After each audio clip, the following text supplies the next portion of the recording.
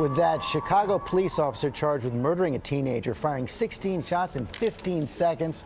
Protesters filled the streets overnight in Chicago, shutting down traffic after dashcam video of the shooting was released and the victim's family pleaded for calm. ABC's Alex Perez is on the scene in Chicago. Good morning, Alex. Good morning, George. Investigators say that officer opened fire seconds after he got on the scene. That video only made public now because a judge ordered it be released.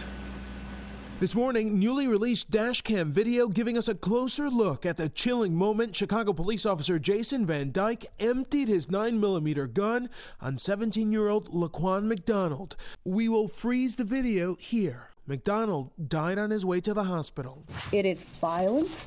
It is chilling. Cook County State's Attorney Anita Alvarez charging Van Dyke with first-degree murder Tuesday. His attorney refusing to answer questions, only saying, "This is not a murder case, despite what you heard in the courtroom." The shooting took place on October 20th, 2014 at 9:47 p.m. Police responding to a call of a suspect with a knife breaking into cars and walking down the street tracked McDonald down. 10 minutes later, Officer Van Dyke, authorities say, opens fire. After McDonald collapses, prosecutors say Van Dyke kept firing 16 bullets in 15 seconds. Another officer can then be seen kicking that knife away from McDonald's body, but the teenager, investigators say, never actually threatened the officers. Overnight, demonstrators taking to the streets of Chicago, confronting police outside this station. 16 shots!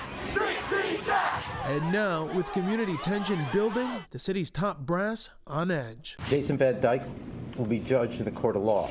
That's exactly how it should be. And Van Dyke is being held without bond. His attorney argues he fired his weapon because he feared for his life. The McDonald family has reached a $5 million settlement with the city. George? Okay, Alex, thanks very much. Let's get more on this now from our legal analyst, Dan Abrams. The shooting more than a year ago, the prosecution just a couple days ago. Yeah, and the prosecutor is basically saying these cases are complicated. They can take over a year. Both those things are true. But when you have this video with this many shots, and you have the prosecutor now admitting that she moves forward the announcement of the charges because of the video, it is a completely fair question to ask, why did it take so long? We saw the preview of the defense right there. They say the officer feared for his life.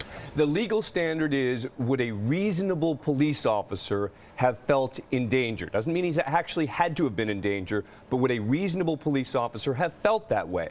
Of course, the challenge here is going to be because he didn't have a gun, it turns out, and most importantly, the distance he was from the officer. There's no indication that he's running towards the officer, etc. You listen to the defense attorney, and he keeps saying again and again, this is not a murder case, which to me says this is a defense attorney who's looking for a lesser included lesser offense. charge. Yeah. And how much difference does it make that the boy did not have a gun, as you said, but he was not unarmed, had that small It's knife? critical in this case because of the distance between them, meaning if he'd had a gun, there could always be the threat of a shot. As it turns out, he had the knife in his hand without moving towards him. Tough defense. Okay, Dan Abrams, thanks very much. There was such distance between. That's right. Between Crucial them. point. Right, but there's extreme outrage. But again, the teen's family is urging protesters. And they didn't even want the video released. Right, that's right. Thank you, Dan.